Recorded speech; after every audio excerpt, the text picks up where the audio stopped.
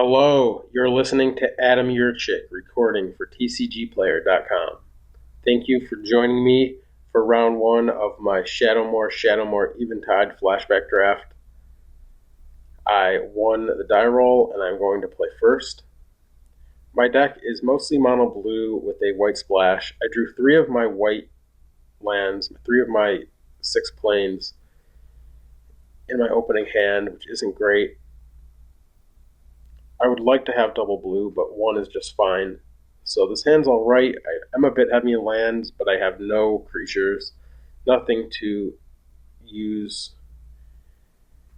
the Banishing Neck on or the Cerulean Wisp, so I think I just have to let this go. And then I look down at a hand with 3 lands and Una, so this is going to be a keep. I don't have any early plays. There's a Noggle Bandit. I'll just keep that on top as a threat to play early. I do have some 2-drops that I'd like to have, but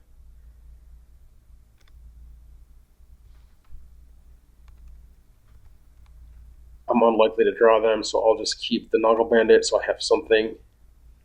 Also, it would be reasonable to just bottom it and look for land, I think. But I'd like to get the pressure going. Seeing that he's red-black, I guess he probably has removal, so I'd rather just have land to get Una going. But we'll get the pressure going on him. Maybe these Cerulean Wisps aren't ideal in my deck. They don't do a ton, and I need something to cycle them, so they're actually kind of bad in my opening hands. Maybe these Wisps should just be more creatures that I could have picked up.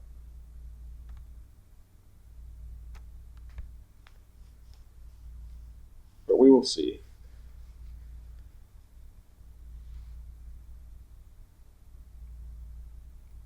So I can snake form that and just kill it.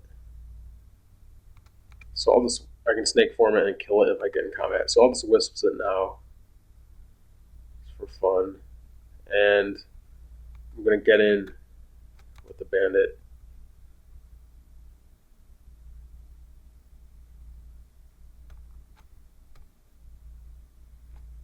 He can't block it.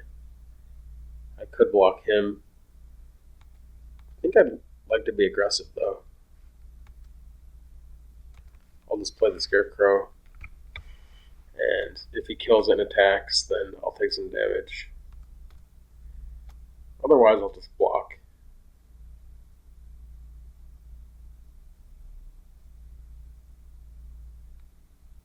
So he does kill it.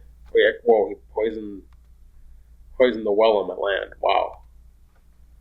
That's nasty. So I'll just block and trade. So that was a sweet trade. I don't have any black creatures other than Una, so I'm not going to have Persist. There's Plume Veil. Hopefully that will be sweet.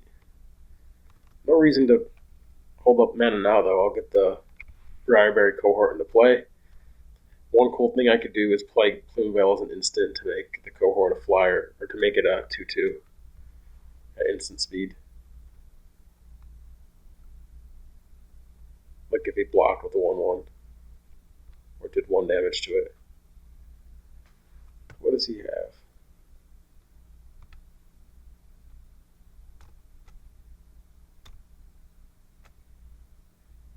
Soul Reap. Destroy my creature.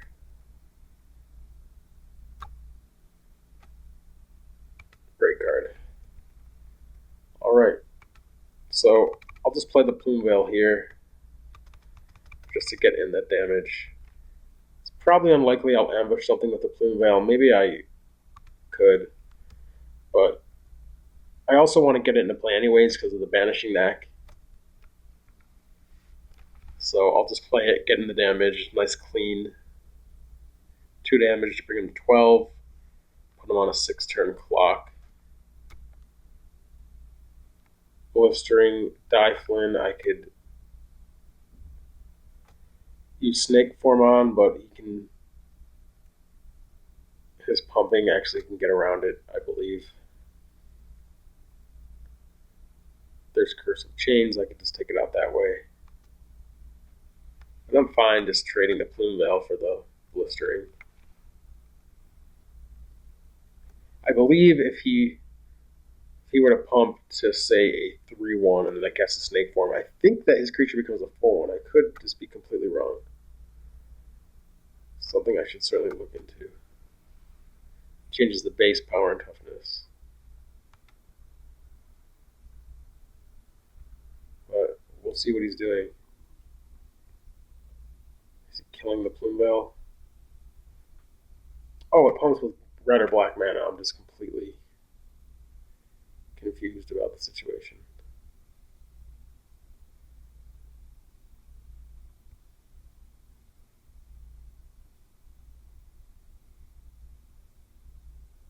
So I'll let that happen and just pass and basically take on the control role here and just win with Una.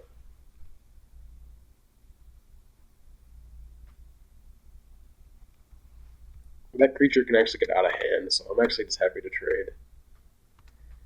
If Snake Form doesn't work the way I think it does, then I could have Snake Formed his creature and then killed it. Flame Jab. Okay. So yeah, I'll just sit back here. And honestly, if I have the luxury, I'll just save Una until I have 7 mana, so I can Vanishing Knack the Plume Veil and then bounce it if I have to.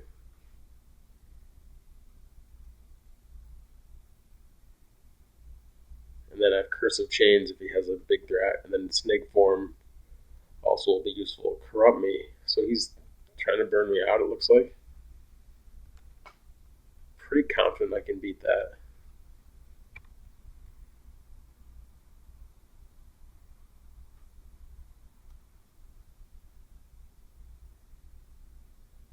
Wow, that's sick.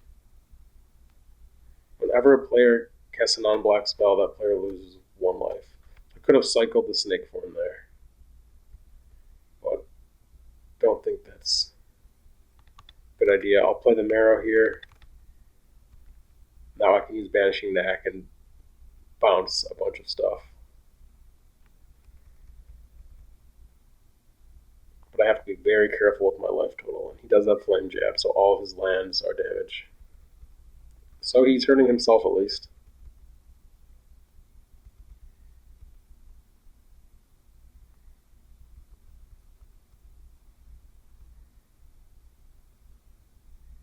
Pilla.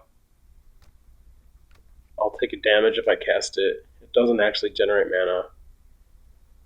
I will just, I don't need the creature, I'll pass. I could have, well, I actually need to attack with the Marrow so I can start using it.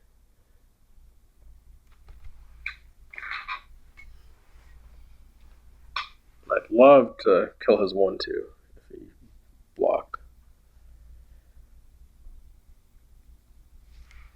He doesn't. I'll pass. I don't need to curse his creatures. And I could, remember, bounce his 1/2 and then cast a bunch of spells at once. Flame Jabs me.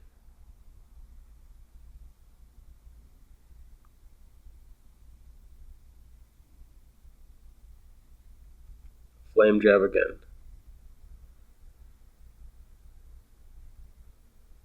So he has no cards. I am going to do that. Oh, he Flame Jabbed my creature.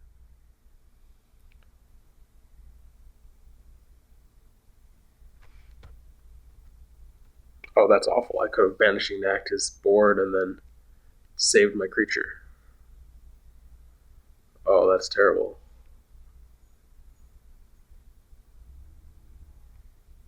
Well, that's unfortunate, but nothing I could do. And I don't really think I have the luxury here to do nothing. It's possible he just kills Una, but if he doesn't, I'll win. I'm just going to cast it. So I could have used the Knack on the Marrow, bounced his 2 creatures and then itself, which would have left me in a better spot. But I suppose I don't need the Marrow, and now I still have Banishing Knack to deal with something that actually matters, so or protect the Una later on, so I don't hate this. Bouncing his 2 cards wouldn't have actually done anything. They're not attacking me. And he could have just recast them. Horde of Bogarts, not a relevant top deck, so I'm in good shape. Recumbent Bliss, perfect.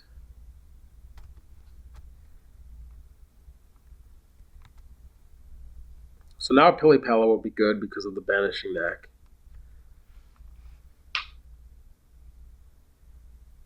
I'll just attack him. He's actually blocking. I was like, well, I need to make sure that doesn't have Death Touch. Okay, so here I definitely like just playing the Pili Pala, playing the Recumbent Bliss on his creature just to prevent anything.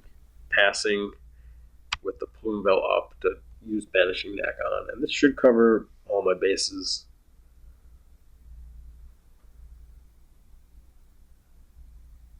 Other than Elsewhere Flask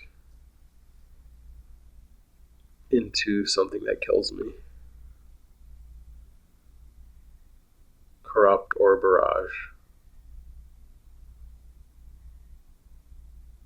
I think it's called Barrage. The red one.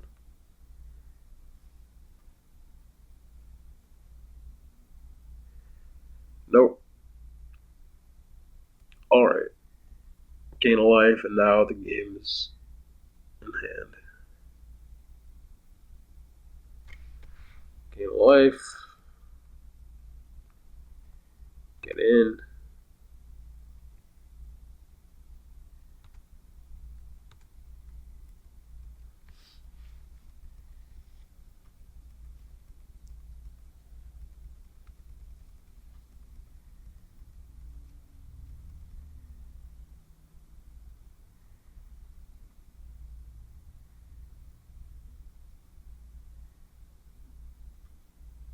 There's the Dyflin. I actually might just test out Snake Form on it to see how it works if he pumps it. It's actually going to happen.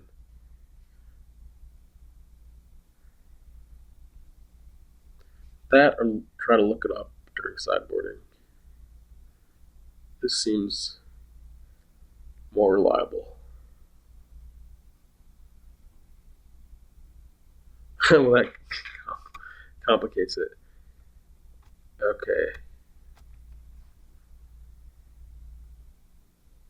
And he scoops.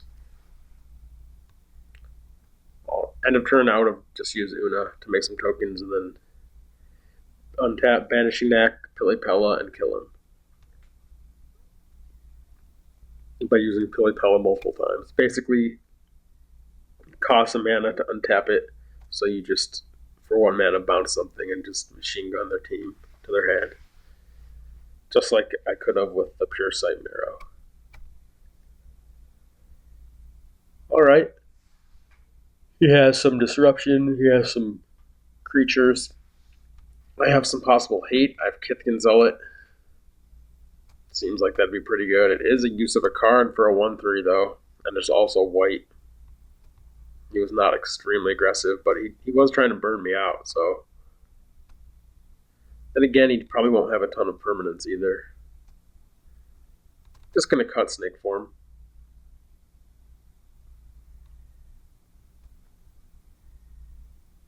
Although he didn't see it. He didn't see it, but he didn't have a lot of big creatures. I'll keep the Banishing Knack. Could cut the Knack.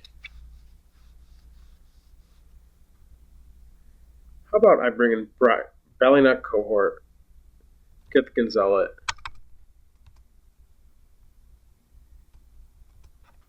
2 planes, cut 2 island,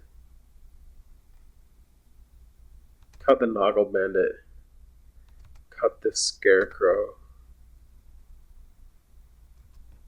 This does make flow of ideas a bit worse, but even drawing like 3 cards is awesome. Oh, and then the Cerulean Wisps. I'll keep the Snake Form in. And actually Shell Skulkin, I'll cut the other Cerulean Wisps. This could work. Although the Wisps are better when I have more white creatures. Skulkin, I think the Skulkin's actually decent against red-black. And then Wilderness Hypnotist, no good. I'll do that. He's not super aggressive, but just preventing any way to lose. I think those Zealots will help me from getting burned out. Sounds fine. It's obviously a bit slow. His deck was not super aggressive. On the draw, so I'm worse off, but maybe I have more chances to draw something. I'm just going to run it. He plays something very aggressive. But hopefully he doesn't have backup. He does. So those Zealots are going to be sweet.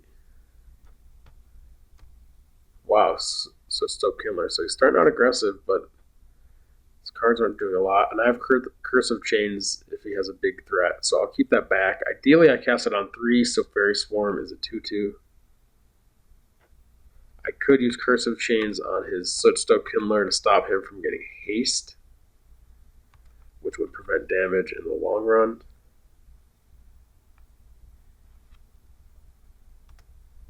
Yeah, I'm actually doing that. It's going to prevent a bunch of damage. And if I can draw a spell next turn, which I think I need to do if I'm going to win, then I'm not going to be able to cast the curse. So I think that I need to just curve out, hope for the best, draw 3, then play the 4. Hopefully draw another spell in there, and then Una on 6.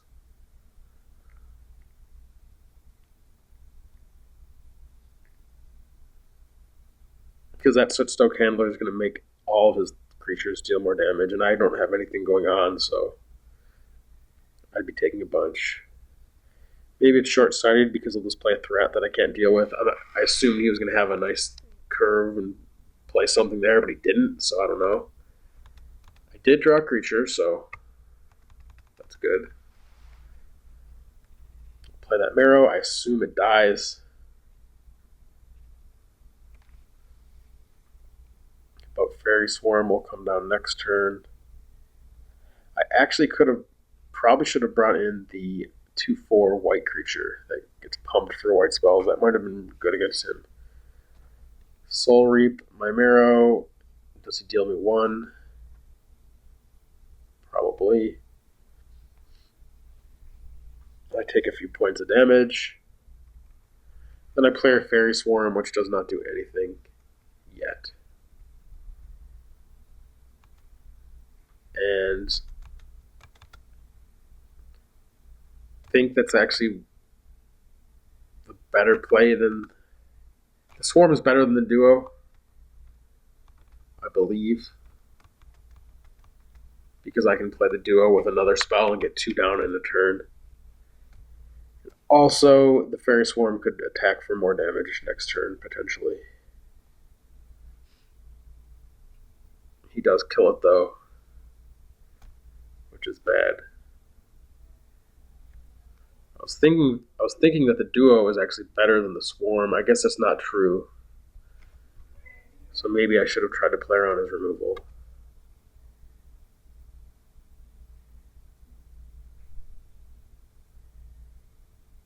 I'll just play the Cohort.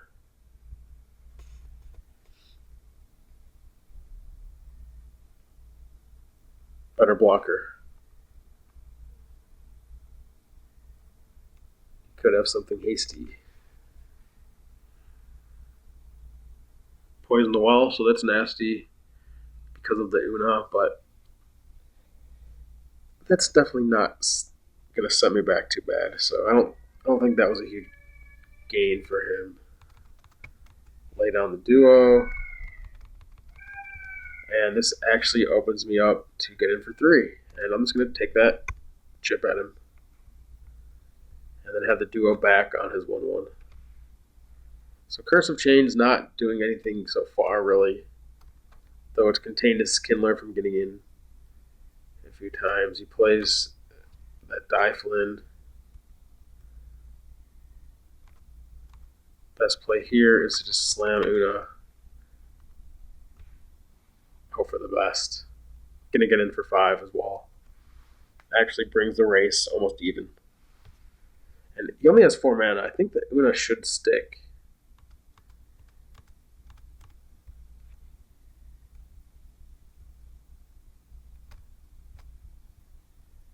Another thing to consider is that Curse of Chains helps contain Burn Away.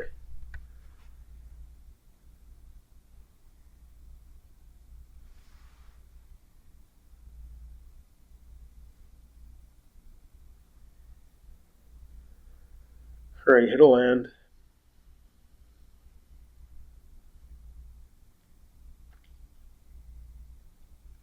You could keep the Una at home with the Dyflin, but that's a losing race. So he has incremental blight. That's obviously insane, but it's not going to beat me. It's absurd. If I didn't have the Una, I'd be in really bad shape, but as is, I think I'm just fine. And also, he doesn't have a ton of aggression, so I could possibly beat it anyway. No need to play duo here. We just attack and pass and sink all of our mana into Una. This is why Una is the best card in the format. You just can't beat it. It makes threats, it makes blockers, and it just mills you out as well. And hopefully we get to see it. Because all of his cards, or most of his cards, share colors. I could get a lot of cards. So I could have get a lot of tokens. I could have made tokens 4 blocks and killed his 1/1, which I normally would be good, but I guess I could play around him sweeping my tokens somehow by just using Una end of turn. I don't think he would attack with that unless he had a good reason to. So I have to pick red or black. Looks like he's mostly black, so I'm going to name black. And I get red cards. No worries.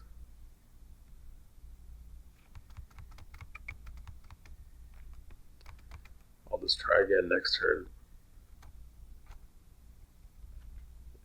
Is he actually mostly red? And I've just seen his more black cards this game. I was initially planning on naming red. Maybe I'm just getting tricked because he's played more black cards this game. Okay, so I need to block that if I can. So I'm going to use the Una before blockers. And I'm going to name red. Just based on cards like Horde of Bogarts, he should be base red. Sweet. Yeah, I get more red cards. So I'll block his creature.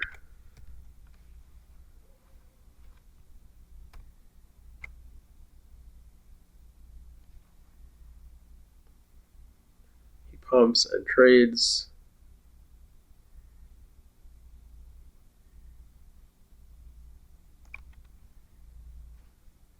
And he plays another one. Not going to be good enough. And I'm going to attack him for 6, leaving back 1 blocker for his Dyflin just in case. He's going to jump anyway, because I can't attack with all of them and kill him, so there's no reason to tap all my blockers. And then, assuming Una lives, he'll just be decked. If he kills it, I should have enough tokens to kill him.